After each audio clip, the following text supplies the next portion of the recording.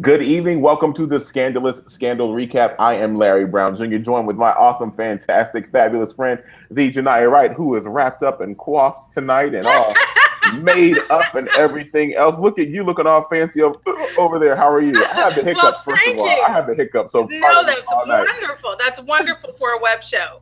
For you to have the hiccups. That's excellent. It's terrible. It's actually terrible. I don't know what to do about it, but I can't help it. This is like my fourth time today having hiccups.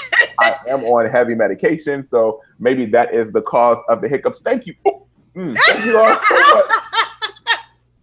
Thank you all so much for joining us tonight. I do appreciate you for hanging out with us. This is season 5, episode 20 of Scandal, the Trump card. And what did you think about the episode? If you want to tell us what you think, please use the hashtag at the bottom of the screen of Janiyah's screen, Scandal Recap. I'm having technical difficulties with my lower thirds tonight. I don't know what's going on, but the show must go on. If you're hanging out live with us right now, as in right now, as 9 past the top of the hour, thank you so much for hanging out with us. You can leave your comments on the Google Plus page, or you can chime right into the Q&A and talk live with everyone in the chat room. Yay!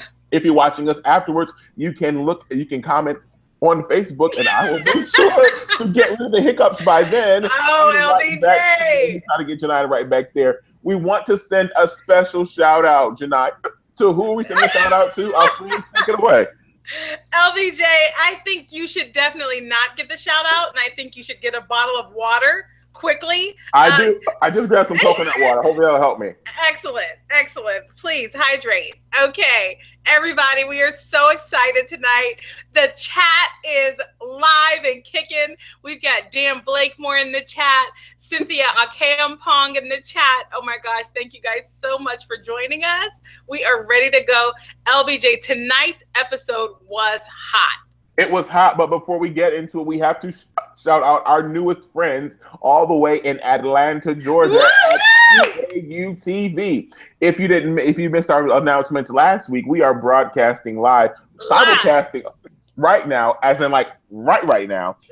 EAU-TV. That's right. In Atlanta, Georgia. Thank you all so much for hanging out with us down there in Atlanta. Janiyah, tonight's episode was called Trump Card. You're going to take away as I try to do some magic on my hiccups and get rid of these things. Tell us, Janiyah, take us into tonight's episode. I need to get rid of my hiccups for one special moment in tonight's episode that I must recap. Go. Yes, LBJ, please get it together. Will someone please in the chat, somewhere on YouTube, will someone please give Larry some trickery, some sort of home remedy, something so we can get rid of these hiccups, because it will not do tonight, LBJ. Get this figured out. We kicked off this episode, LBJ, with a reunion. We start out at Ware OPA and Associates, and we are watching a meeting of the minds. The two people that have been in a power struggle just day in and day out for the last several months. We're watching Gabby Abby Red and Olivia literally fight it out, okay? We're watching them, overcome all of the undercurrent. What's the undercurrent? We all know what the undercurrent is. They used to be best friends. Olivia abandoned OPA. She abandoned the White House for various circumstances and left Gabby Abby Red out there on her own, floating adrift, okay? Gabby Abby Red seized power at the White House, has been working her way up the White House ladder. She's there at the top, and is still not getting the respect that she feels she deserves from Olivia. She hasn't felt like Olivia has fully apologized and owned her abandonment of all of them. And she also doesn't feel like Olivia is giving her the respect she deserves, not looking at her as a power player. And we've been watching this power struggle kind of play out over the last couple of episodes. And so here we are. We're having Olivia, who is campaign manager for Melly, sitting here negotiating with Gabby Abby Red, who is really running the campaign of Susan Ross, and also doing what? Running the White House as chief of staff. And so we're watching the two of them negotiate. And the episode kicks off, LBJ, with a truce. The Susan Ross campaign and the Melly Grant campaign have decided that they are going to focus. And where are they going to focus, LBJ? They're going to focus squarely on Hollis Doyle. Now, LBJ, this Hollis Doyle character, to me, he is hilarious. You have to give us your thoughts, LBJ, on Hollis, but also on this strategy, this truce. Did you believe this truce when they came to it at the beginning? I did. I totally believed the truce. And here's why I believed the truce. I knew that these two candidates were going to have to give their best to take Hollis Doyle down. That's right. And this was their first attempt into this strategy in taking down Hollis Doyle. Hollis Doyle was showing out in the polls, and he's becoming the wild card. He became the wild card because no one thought that he was going to do well. He became the wild card because everyone thought that he was just utilizing his countryness and all of his shtick to go forth and just spout out all this foolishness as relates to his presidential campaign. But little did they know, people would believe in Hollis Doyle, and they would begin to vote for him, and he would start sweeping the Republican primaries across the country, emerging as the potential Republican candidate. Who thought that Hollis Doyle would emerge as the Republican candidate for the United States of America for presidency? Who'd have thought that Hollis Doyle would be doing that? No one thought that. No one. Because it was hard to take him seriously. It was very hard. Absolutely. He was just being such a buffoon, LBJ. He was the clear buffoon. And what happened with this guy, the buffoon? His buffoonery began to pay off. And people thought that in the beginning as I said, they thought in the beginning he was the one not to watch. It was like, we're going to see him fall and there will be nothing else left. Surprise, surprise. We need to come up with a strategy, Susan. We need to come up with a strategy, Melly, to take this man down. And there became this ceasefire. I believe the ceasefire, Janiyah. However, when the ceasefire meeting was over, as Quinn liked to call it, she said, "I love this throwback Thursday of the Gladiators in the office." That was really good.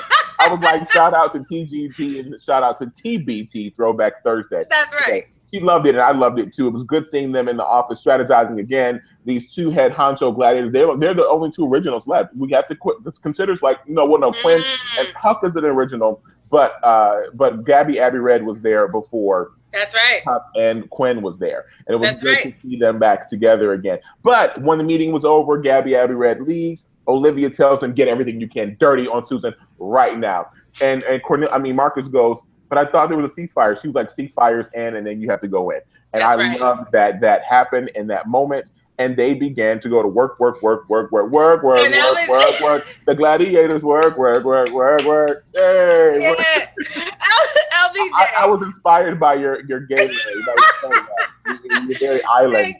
Thank you. You know, this is a new look. I don't do turbans very often on the Scandalous Scandal recap, but I felt inspired tonight, LBJ. And you know why I was inspired, LBJ? Because this episode, more than any other episode, I was really feeling that woman power in this episode. I really was. And so I got inspired and decided to really play my femininity up tonight. Well, get it. LBJ, there's an important point that you have to talk about. And it was that Quinn Huck moment while that reconciliation was happening with Abby Red and Olivia. Quinn was there, feeling it, loving it. Oh my gosh, look at the reunion. I'm having so much fun with all of this. And Huck, he said, "You know what? Once again, you know what, Quinn, you're getting too excited. This isn't real. This is going to end." And that was an important point for us to remember at the beginning, because we were watching this false reconciliation. Or was it? Question mark. We'll circle back to that. So LBJ, which one of these campaigns should we start with? I mean, there were so many different. I wonder, LBJ, if we should spend a little bit of time talking about, why don't we kick it off with David and Susan Ross? I was going to say the same thing. Let's jump right into David and Susan Ross. Side note, I want to thank Cynthia Ajiapong. Thank you so much, Cynthia, and all of her gal pals hanging out in Toronto with all their wine that is flowing tonight. They got Pinot Noir, Pinot Grigio. They got every Pinot. Yes. Sent her husband away for a guy's night, a guy's weekend, and she's having girls' weekend. So you all turn up in Toronto. That's right. Thank you for your remedy. Try holding your breath. It can help, I think. Cynthia, that is actually one of our remedies. So I actually just took a walk around the area over here and held my breath and the hiccups are gone. Praise be. So thank you so much, Cynthia. Thank you, Cynthia. Yes. So as it relates to the Susan Ross campaign, So Susan Ross's campaign is going hard in the paint. They are attempting to find everything that they can as it relates to Mellie Grant. And so the one piece of evidence that they come out with about Mellie is from Lizzie Bear DeGeneres. And this is really the only one that they were actually able to find. This is their findings alone. Only them from the campaign. That's David, that's Lizzie Bear DeGeneres, and Susan. This is who they're working with. And Gabby Aberrett is connected through Fitz. However, she's not officially on the campaign. She's ad hoc campaign staff. So that's right. We see that they find out this piece of information about Mellie. The only piece of information that they find out about Mellie is that Mellie brought a psychic into the White House. And they're like, oh, well, what's going on? She was grieving, they said. Well, okay, she was grieving. She wanted some help to maybe find the killer of her son. They were like, no, she brought the psychic into her home, into the White House, America's home, find out, to communicate with her deceased son. They're going to try to paint Mellie to be this crazy woman. Why? Because there are parents all across America who lose their children, and then children who lose their parents, who are fighting on behalf of our country. And how could she, the first lady, soon to potential president, be so unstable as to try to communicate with the medium, with the dead? Interesting little factoid that they brought out there. However, another piece of information was presented to this campaign through the ad hoc staff member, Gabby Abby Red. That's right. And this ad hoc staff member was pulled into a vehicle. Oh my goodness. And she was pulled into said vehicle on the back seat. This was no Uber. This was no Lyft. This was a private chauffeured. That's right. Private chauffeured vehicle. Yeah. It was what? What was it? It was a sedan, LBJ. Yes, it was a sedan. Right. It was a black car. It was a town car. It might even be in my back of it if we don't if you want to go there. But she was summoned into this vehicle, the backseat of the vehicle, by one Rowan Pope. I had a feeling you were going to go there. Thank you. I was ready, LBJ. Jania's on the buttons. Give her a hand, y'all. Jania's on the buttons tonight. Finally. And so Rowan pulls Gabby Aberrett in his back seat. And how did you hear how he addressed her, Jania? Oh my gosh. He didn't call her Gabby. He didn't call her Abby. He didn't call her Red. Did you hear what he called her? What did he call her, LBJ? He said Gabriella.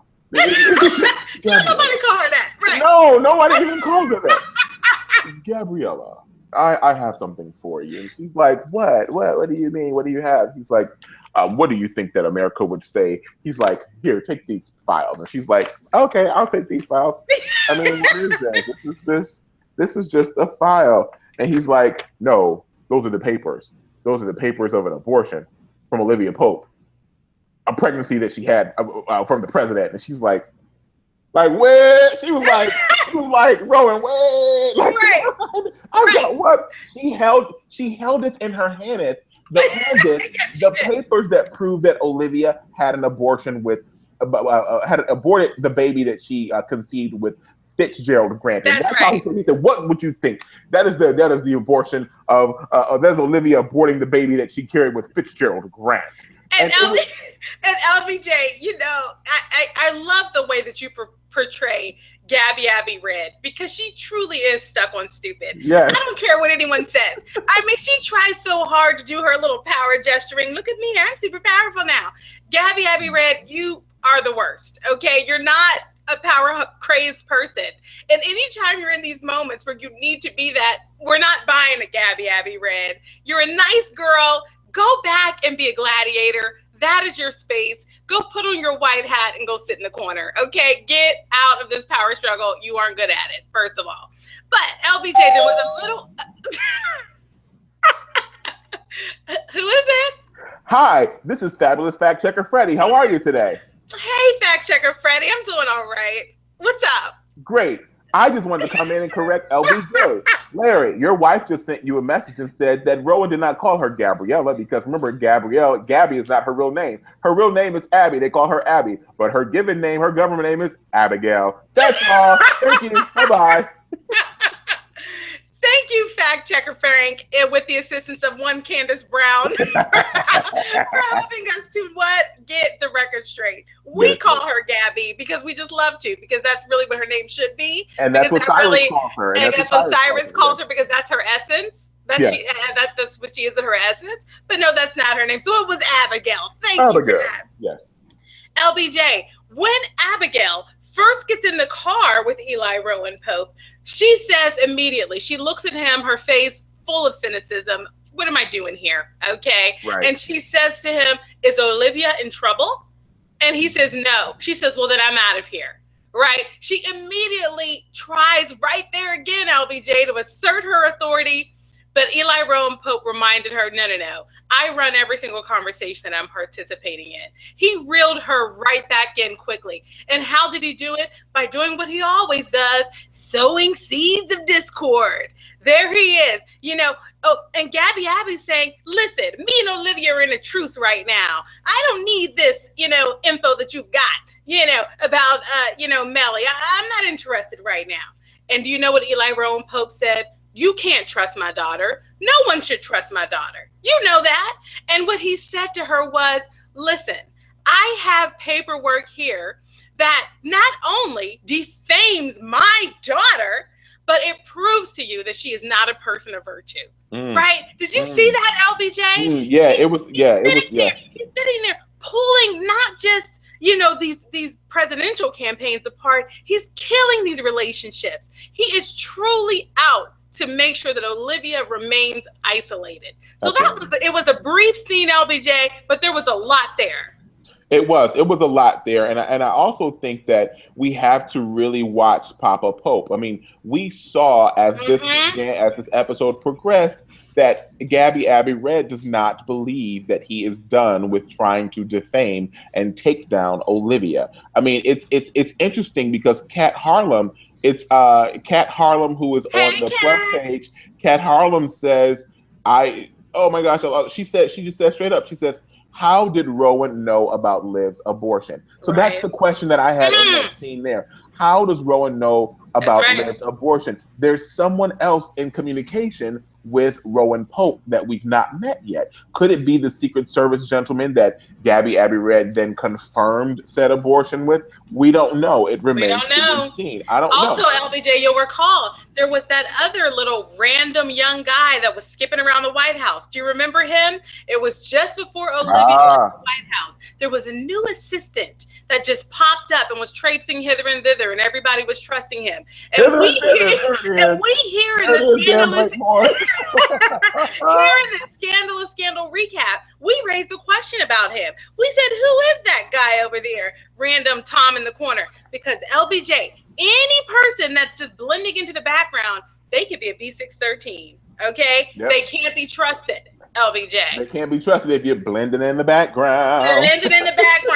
So LBJ, that is the story. We've covered now the story of the campaign of Susan Ross getting dirt on Melly. There's another little interesting something that happened tonight with the campaign of Susan Ross, and it was with the David Rosen love story. My gosh, Janaya, wait. I said we know where this is going. Before we go there, though, we got to shout out Dan Blakemore in the hangout. So Dan Blakemore first, he definitely gives shout out. He says the first hither and thither of the night. Janaya. He points that out here. He did. He also points out that he says, first fact check of the night. Yes, and then he says, shout out to Candace Brown for being on top of the game. Hashtag somebody do recap. Yes. Recap Spouse Club. And he says, thank you, Dan. So we want to shout out to everyone there. He also brings out a great point here. He says, Shonda and co went into the White House archives to replicate the psychic issue from the Reagan era. Hashtag RIP Mrs. Reagan. Dan, you are on it. Dan, my God. Gladiator. This is why we love Dan Blakemore in this chat. And this is why we have to watch this show as a community. Yes. There's no way that one person can process this show. It takes a village because Shonda is so deep. She's so profound when she's using her platform to make us peel back and go into the archives. Let me tell you. We got to look process together. So we're watching David Rosen and Susan Ross continue to play out their shenanigans. Just a little background there for those who may not remember. David Rosen, he was initially manipulating Susan Ross on behalf of his old jump off, Lizzie Bear DeGeneres. right? David Rosen didn't even like Susan Ross. He was so turned out by Lizzie Bear DeGeneres that he was literally just doing whatever it was she told him to do. And she literally commanded him to go and be a lover with Susan Ross. Yes. Long story short, he got caught up in the game, LBJ. He got caught up in the game. The man fell in love, and long story short, he's horrible at it, which we've seen. He's always horrible at it. He has no idea how to be in love. He has no idea how to relate to people romantically. And so he has bumbled up this love with Susan Ross. And so last episode, we were finally starting to see Susan Ross forgive him for some of his bumbling, for some of his shenanigans, with a little hand holding, which for them is pretty much like sex, I'm pretty sure, because they're both so corny. So they're holding hands, which is so intimate and special. And so we said, okay, there's a little something coming back here. David Rosen has completely, he's in like Schwinn. By the beginning of this episode, LBJ, he is not only once again pledging his love to Susan Ross, he's in his whack David Rosen way proposing to her, right? Mm-hmm. Like he's in there talking about, oh, I'm just really, super overwhelmed at work, but the only way that I get through it is by focusing on our love in a way that, this bill over here reminds me of you because it's about, a house. And I'm hoping that one day you and me are going to have a house. And then one day we're going to go on vacation. And this case actually was taking place in Zimbabwe. And that's where I wanted to go on vacation with you in the future. And so he's so cryptic and he's so whack. But Susan Ross and her whackness is like loving it. And she's like, oh God, just like David Rosen, just say it in the way that I want to hear it. And he ends up proposing to her and they're in love again. And LBJ, it was just so corny. It was so corny, but it was so good. And I was looking forward to your recap and your reenactment of Susan Ross, because as that progressed through the episode, we see that there's going to be a meeting of the minds in the Oval Office that Olivia Pope has called. She's holding court in this Oval Office. And prior to that, Gabby Abbey Red actually is sitting on this information. So we've got to take a few steps back, and then we're going to fast forward real quick, because we got to bring in Hollis Doyle, and we got to bring in, let's talk about Hollis Doyle to get back to Susan and David and their whole concentrate on you, concentrate on you, that whole moment that they were having, and how it all went kaplop, it all went,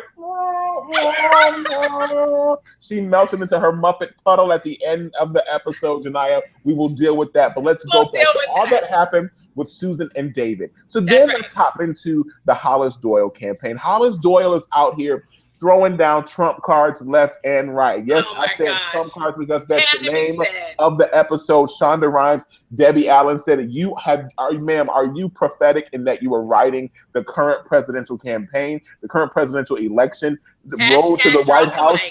Exactly. Hashtag drop the mic. Hashtag lay down a tithe and an offering to Shonda Rhimes, because she is the woman behind the pulpit of television. She is straight up doing this thing. Did you see what Hollis Doyle was saying? Did you hear how he said that no one liked him in the beginning? And in the beginning, we heard who he really, really was. But he began to make pivots and change his messaging as he began to take the lead of the Republican nomination. I think something like that is one. I think we can take a moment right here to make sure all of you that are watching this in the United States of America are registered to vote. And if you are registered to vote, you have a responsibility to get someone else registered to vote. And not only get them registered to vote, but get them to turn out and vote. It is so imperative that everyone casts their vote. I'm taking the soapbox moment right here because I believe in voting, and I believe it is our right to vote. But you better get out there and vote if you live in America. You see my eyes? You see, this is my Rowan Pope eye, okay? Don't, like Rowan told Edison, don't make me mad.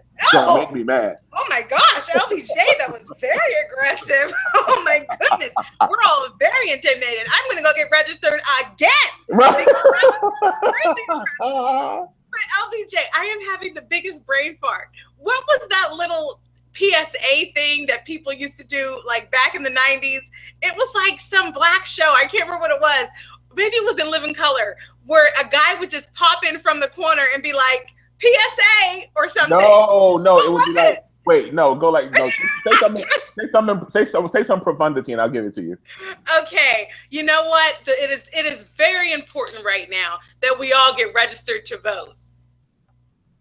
Message. That's what it was. That's what you were talking about. Is that what you're talking about? I knew it. It was message. LBJ, what show was that? It's from a movie. It's from Don't Be a Menace to South Central while drinking your juice in the head. And every time they would say something like one of those one-liners from like those Making Out the Hood movies, the man, Keenan Ivory Wayans was the postman. And he'd be walking through, he'd have a piece of mail and he'd be like, message! And then he'd be like, walk out of the scene. LBJ, I just think we all need to pause and talk about how wonderful you and I have this connection, because nobody else in the world would know, because I did such a horrible job of calling that thing PSA. Right, PSA. No one says that. Yeah. Oh my gosh, this is so good. I'm crying. Yes. So, but we have to talk about Hollis, but we have to look at the I also want to cry over that. Was saying we should all cry, because this man had his whole platform that he was spewing about his disdain for immigrants and how he wanted immigrants out of this country. I mean, he might as well have said that he wanted to build a wall. He also said that he had issues with the LGBTQ community. Everything. He said they shouldn't be married. He went on and on and on and on. And it's something that we are seeing in America. A side note, Shonda Rhimes actually brought out, and Candace showed this to me, that Shonda Rhimes said, mind you, we wrote this episode prior to all that is going down now. Wow. FYI, folks. So that's how prophetic her pen is. In her year of yes, in her year of scandal, in her year of Shonda. Buckle up, because the roller coaster's taking off again, folks. I know that's right. Is in full swing. But it's interesting to see what happened, because Hollis Doyle eventually makes it into Olivia Pope's office after all that he said, after all that he's done this campaign season. He has this meeting with Olivia Pope, strangely and oddly. But what Olivia does is very clever. Remember, hello, hi, who's there? Hi, it's Fact Checker Fran. Hey, fact checker friend, how are you this evening? I've not seen you in a long time. Well, it's true, LBJ. Just wanted to let you know that Olivia was in Hollis Doyle's office, not the other way around. Thank you. Bye now.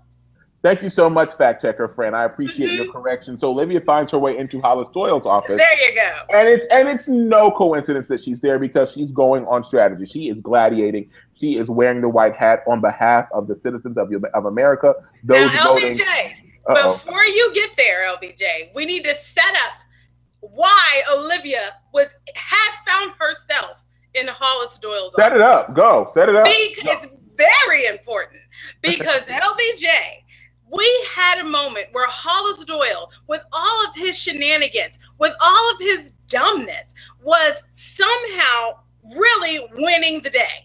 And we're all sitting around, we're watching both of these campaigns work together. They're pulling out actual documentation of him doing things like abusing women, okay? Yes. Actual moments of documented racist acts, stealing public money and using it for private purposes. He bought an island, LBJ, with money that he stole from America, okay? I mean, and somehow the man was managing to spend all of this.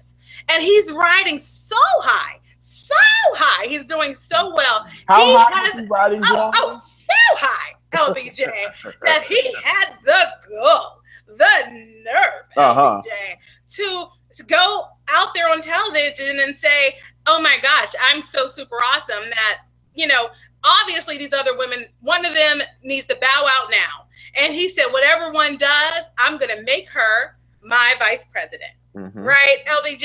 I mean, he's so cocky and he's so high on his high horse, because he just feels so untouchable, LBJ, that he goes ahead and he starts to sow seeds of discord. Here we have this truce between the Melly camp and the Susan Ross camp, and we're digging up dirt on each other. Yes, we are. We have to do that. That's politics. But in this moment, there's a truce. And here comes Hollis Doyle sowing seeds of discord, okay? And so that is the setup, LBJ. He has put an opportunity out there for Melly or Susan Ross to join his ticket, his arrogant, bacon frying at the gun range, racist, sexist, homophobic ticket, okay? That's the setup. And so there are all these conversations in each of the camps. Should we take it? Should we take it? I don't want to take it. I don't want to take it.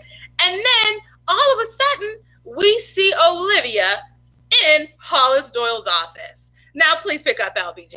So Olivia has this conversation with Hollis, and she's going back and forth with Hollis, and she really just gives him a prompting question, and her question goes a little along the lines of, so why are you doing what you're doing? How did you make it this far? Tell us how you got to this moment. How are you emerging as the winner? And Hollis reveals to her, look, I flip-flopped. I said what they wanted to hear. I gave the people something to talk about. They talked about me, and I began to change my messaging. And as this train continued to roll on, I continued to do and get and serve the people what they want. Give the people what they want is just what Hollis did. And he gave them what they wanted, and they casted those ballots in his favor, and he began to win. But little did Hollis Doyle know, Olivia Pope was audio recording him. And video too. Video. She recorded the entire conversation. And what did she do, Janiyah? She said, I became a lover of liberty. And she delivered it to the one and only. Who, Janiyah? She took it to your favorite former vice president and mine, LBJ. I can't think of, what is her name? Sally Langston. Sally Langston. How could you forget Sally Langston's name? How could I forget? LBJ, I think myself and every single person in the chat knew that when Olivia delivered that line, that you were somewhere drinking coconut water, okay? Yeah. and that you spit it all over the room. And poor Candace got covered on the left side of her face with coconut water, because I know you love that line, LBJ, because nobody loves Sally Langston more than you. But let me tell you, you know what made that whole thing epic was because it was the way that Olivia played it. She said, I took it, she said, I became a lover of liberty tonight. And I just said, oh, she said it like Sally Langston. She really did. And it was so good. So what does she mean? She gave those clips of Hollis Doyle. She actually gave them to Sally Langston.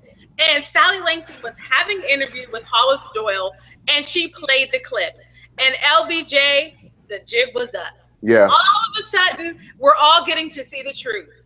You know, we're getting to see right there on the big screen clips of Hollis Doyle just saying, listen, nothing about me is genuine. I flip-flop. I say whatever needs to be said. I'm just playing the game here. I don't take any of this seriously. LBJ, with one 10-minute conversation, Olivia took Hollis Doyle directly out the game. Out. Dropped the mic. He was done. And before you know it, 5 seconds later, he had to go ahead and hop himself right off the campaign trail. Hollis Doyle is finished. Now, he's finished in an above ground way. But we all know that Hollis Doyle and his type, people with money, are always present. So don't think this is the last time we're going to see this character, okay? He will always be around because just as power is always in control, command is always in control, money is always in control. There is money always in control, and money is in politics, in real life, in play life, in scandal life, and in real life. Be not deceived, people. There is money at play in politics. Enough of that civil rights soapbox moment right there for me. But let's there it is. There it is. PSA. No. Wait, no, PSA. I mean, like really, Janiyah. PSA is just like, it's really bad. It's just like that's it's PSA. So lame. It is. That's not cool. All right. I just want to be cool. One day you will be cool. One day I will be cool. So, LBJ, Hollis Doyle's gone. Yeah, Hollis Doyle he drops out of the race. He's out of the race. Okay, so what's left now for the Republican candidate for presidency? There are two women at play. That's right. Nellie and Susan Ross. Now, remember before I said Olivia was invited to the White House because she got a call from Gabby Aberrett. Gabby Aberrett is like, hey, honey boo boo, I need you to come to the White House. And she says, she hears something in her voice, and she's like, you have something. She says, come and meet me. So she goes to the White House. Fast forward about 5 minutes in scandal time. Knock on the chief of staff's door. Gabby Aberrett, Olivia Pope is in the White House. Please send her to my office. She's in the Oval Office, Gabby Aberrett. She's like, what? The Oval Office? Get her, what? So she gets up and she goes over to the Oval Office. what do we see when we walk into the Oval? We see the one who wants the Oval, the one who created the Oval, the one who wants to run the Oval, one Olivia Pope, walking around with a folder in her hand, holding court with both tickets, sitting on the sofa, waiting for her lead to call this meeting to order. Abby Red walks in and she's like, hello, we've got to do this. She's like, what are you doing? We've got to do this. We got to work together. Let's put both of our secrets on the table. We both have secrets. We're going to let you guys know what's happening so you can figure out how to make this power play when we both go live with these secrets. Who's going to go first? Susan Ross's secret is exposed first.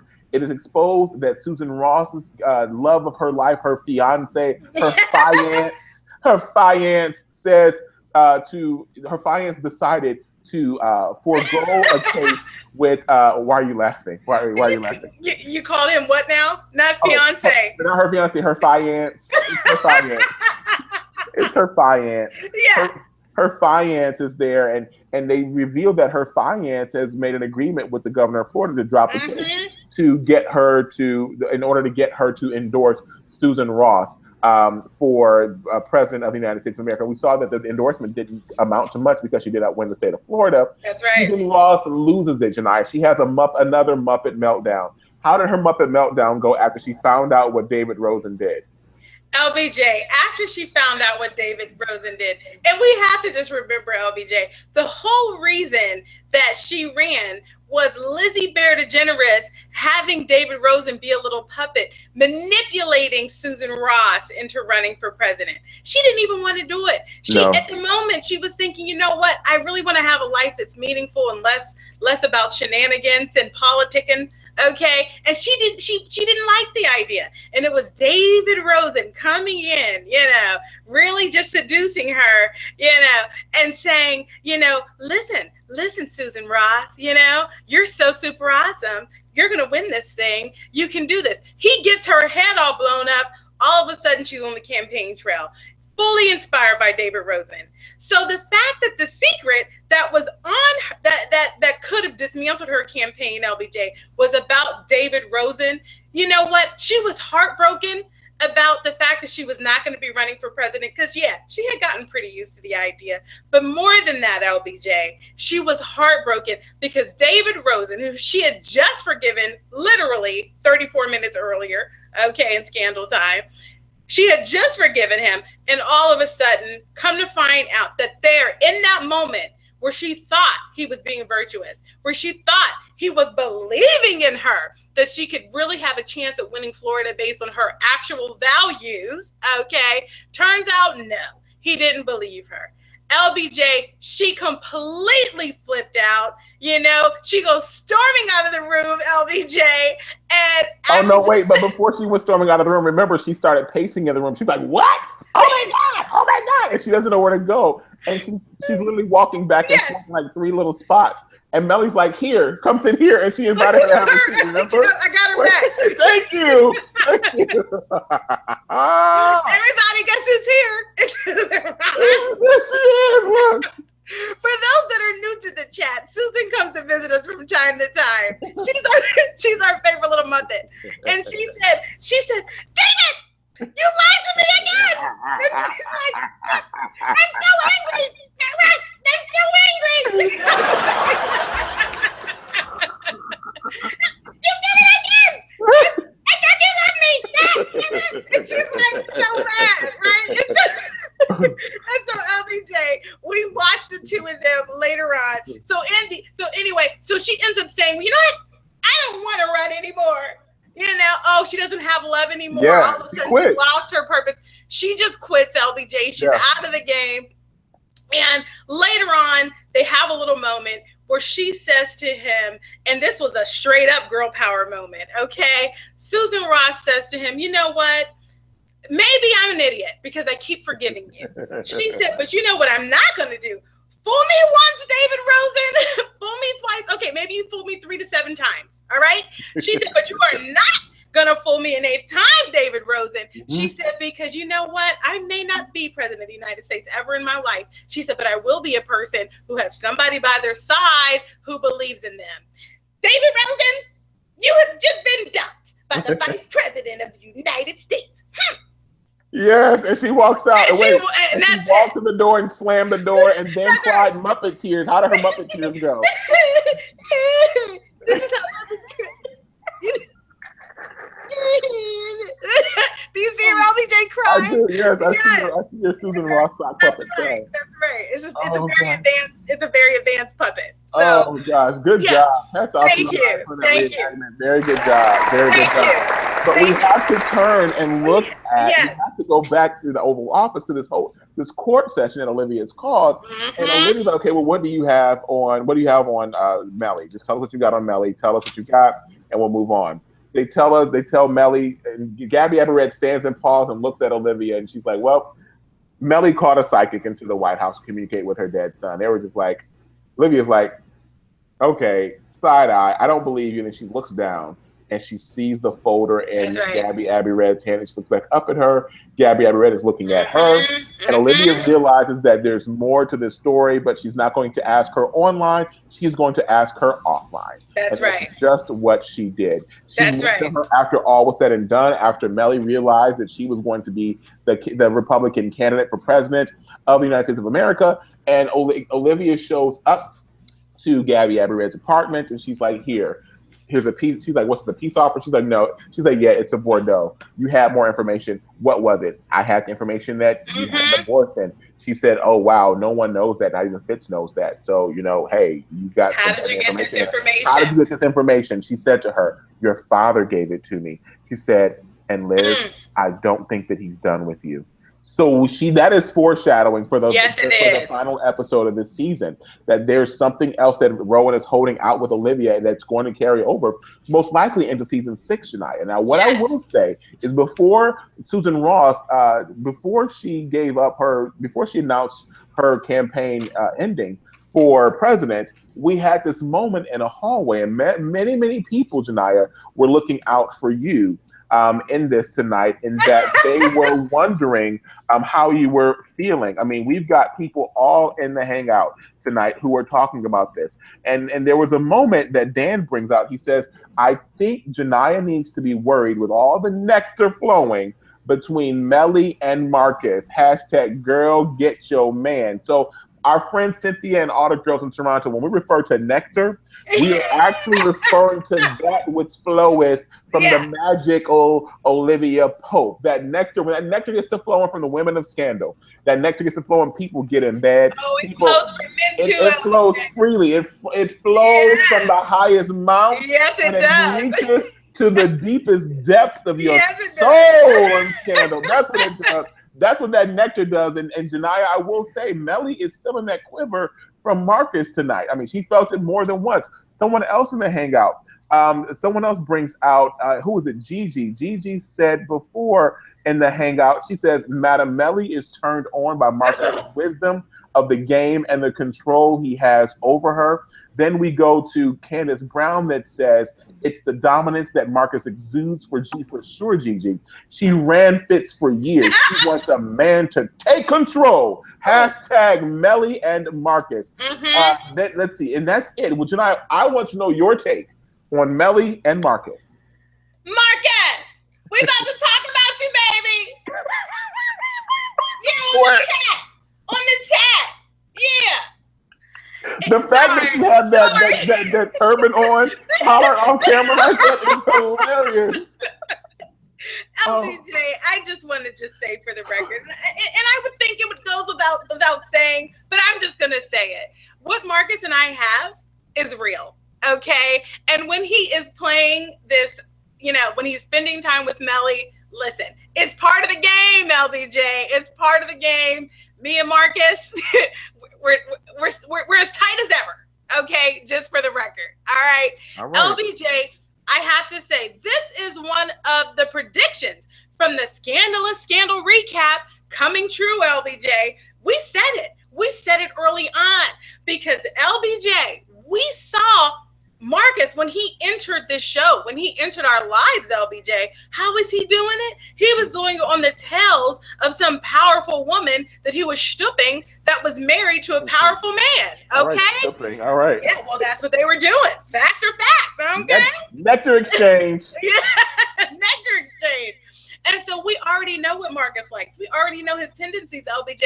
And we have called it out here on the Scandalous Scandal Recap that all of that, Marcus being forced to rein Melly in, all of that, Marcus slapping her into control with his words, saying, listen, Melly, you know what? Nobody likes you, Melly, And she's just like, oh my gosh, no one ever talks to me like that. And she's just loving it, okay? And she's now all of a sudden finding a way to be likable as Marcus teaches her how to translate what is good about her to the public. Okay. So LBJ, we saw it coming, and we saw tonight a moment that if they had one beat more, yes, long time, LBJ, Melly and Marcus, they were about to get it. They were about to get it going. That nectar, it was about to pour out. Did you see it? It was like, go to the tip. Go to the tip. Don't let it drip. It was like, what did they know? But then they didn't let it go. LBJ, but that was so good because it was a quiver, LBJ. And I got to say, Marcus was quivering, Melly was quivering, everybody was quivering, LBJ. It's going to happen. It is. It is going to happen. And then we'll have to call her what Stephanie Beard says, down with the swirl, Melly. Down with the swirl, Melly. It's another Melly. And LBJ, oh my gosh, look at the time. We have got to talk about the Democratic ticket, LBJ. Woo! So we know, we have just wrapped up the Republican ticket. We know who is going to be the nominee, and it is Melly Grant. That's it. Now, who's going to be her vice president? Did we figure that out yet? We've not figured out who's going to be her vice president. No, that we don't know. That remains to be seen. Who the vice president will be. So that remains to be seen. Now, let's go over to the Democratic side of things, LBJ. So, little backstory there, just to refresh us all. Cyrus has made his way over now to the Democratic side of things because he's found this golden child. It is Governor Vargas, okay, from Pennsylvania. And Cyrus is really, high on the supply of this man, okay? He's so high on the supply, in fact, that he comes to Olivia in the park. And when they go to the park, it's a very serious conversation. Mm-hmm. Now, let me just say, if they haven't figured out yet somebody to bug this park, then somebody's not on their game because every single important conversation happens in this park. But anyway, so, Cyrus meets up with Olivia in the park and he's like, oh my gosh, what's happening? He was like, clearly there must be something crazy happening. I have found a candidate that is actually genuinely a high quality person. You don't find that in politics. He's saying, I have found a top-notch person that could actually do this job well, and this is the amazing combo, and he resonates with voters, right? Sometimes you have somebody that resonates with voters and they're full of crap. Or you have somebody who is super awesome and they're not, and then, they're Bernie Sanders and they're not getting the votes, okay? And so even though you love them and they're perfect, I'm just going to say, it's so sad. But it had to be said, LBJ. This is, again, a top-quality, top-notch person who doesn't resonate. It happens. Cyrus is sitting there, and he's saying, you know what? I have this perfect guy. Why isn't he winning? Why is he losing out to Edison? And Olivia, she spilled all those beans, LBJ. She spilled them fast. She didn't even take too long to think about, should I spill them? Pros and cons of spilling beans. She didn't even think that through, LBJ. She just put it right out there. She said, Cyrus, Edison is being run by none other than who? My father. You're not going to win. And Cyrus, he tries to go back to the olden days where Olivia was fighting her father. And he said, come on, let's get a master plan going. Let's really take him down. And Olivia said, you know what? I don't fight him. I don't fight him because he always wins. And that was how that conversation ended, LBJ. But over on that side of the house, there was more juiciness happening. LBJ, we need you to recap what was going down with the Edison campaign. Let me tell you, Janiyah. And the chat is hot. The chat is hot about this campaign. It is because this was the thing to watch tonight because we all seem to be connected to this because of what's happened in America, we can only think that could this conversation have happened in real life? Like, could this have really happened with the election of Barack Obama behind the scenes? But in the Edison campaign, we are learning that we learned that Rowan is now. Let's go back. Top of the episode, Rowan and Edison are having this conversation at Rowan's home. And he's like, and they're watching news about Hollis Doyle. And he's like, wow, Hollis Doyle really is emerging as a Republican candidate. And they're going back and forth and back and forth. And Rowan's trying to figure out, he's like, look, how then do I take this man down? I've got to take him down because I got to beat him. Rowan's like, look. Let them take him down. You don't have to worry about him taking them down. They will take him down, and then you will emerge as the president. I got this for you. Yes. And that's how this whole thing went down. Rowan says it, and he goes on this whole rant. He says, look, your instincts are correct. You want to lead those people. You want to stand up for what's right. But he's like, you feel me, brother? So he's trying to make this connection to him. You feel me, brother? But then he goes on.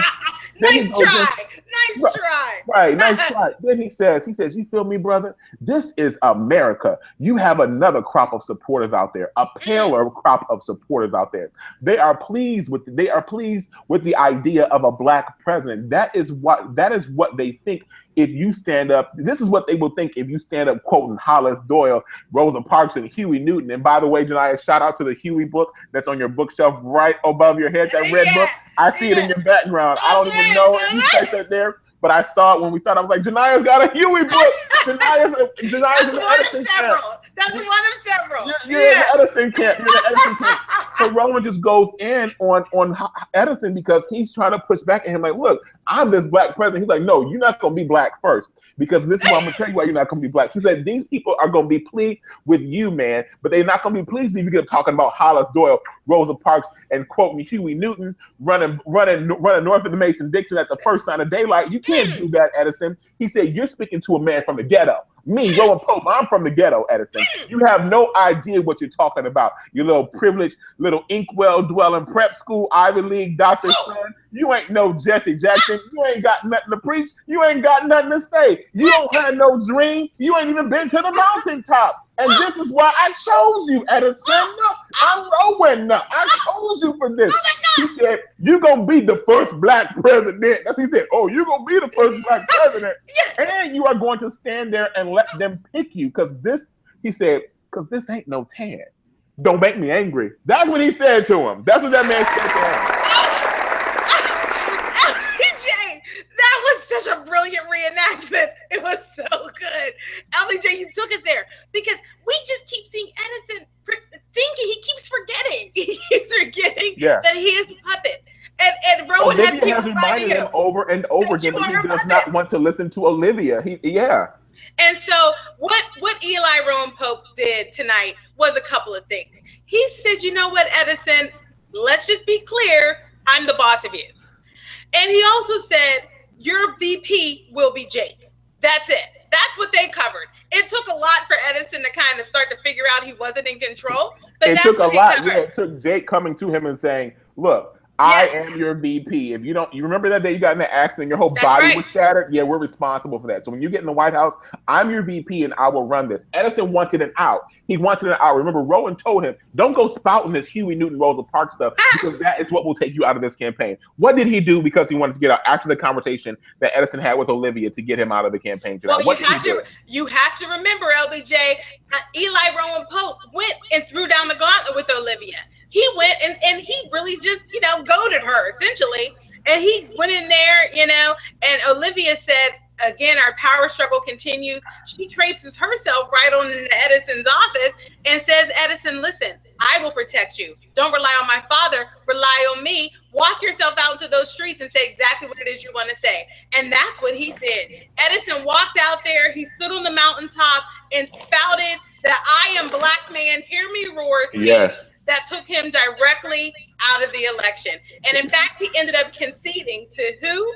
To the person that Cyrus identified, Governor Vargas. Yep. And so that is where we left the Republican campaign. There are a couple things. The Democratic campaign. Thank you, fact checker Frank. The important thing to remember here, though, is that we're sitting here acting like, oh no, Eli Rowan Pope had a blown. Don't forget, Tom is not only is he having line of sight into the Vargas campaign, he's having lots of different kinds of lines, directly in there. Okay, He's literally Cyrus's bed. B613 is a part of the Vargas campaign as well. We can't forget that.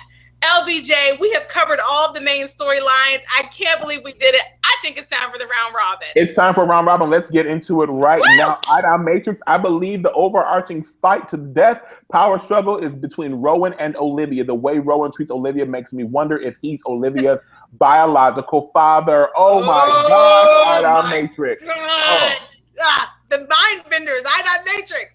And Dan Blakemore also talking about Daddy Pope. Daddy Pope is hunting for Liv and channeling his inner Dick Cheney to shoot her in the face. Hashtag that is all. And Dan Blakemore is also talking about Sally Langston. She's the murderess of the Naval Observatory. Facts are facts.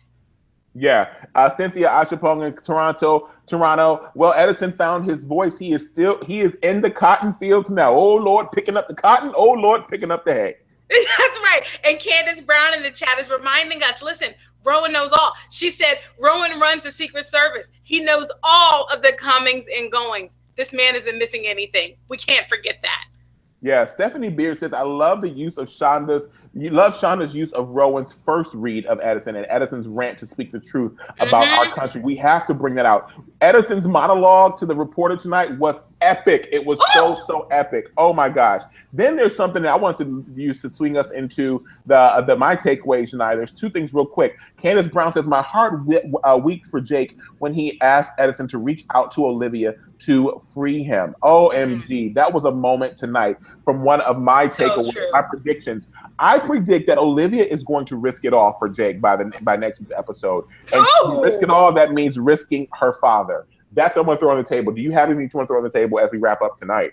LBJ, the one thing I will throw on the table is that, and I said it already, you know what? Command already has his hand into the Vargas campaign.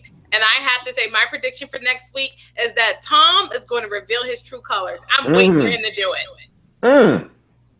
That's good. That's real good. We got to wrap. You know, I've got to wrap, people, because we are on live on CAU TV in Atlanta.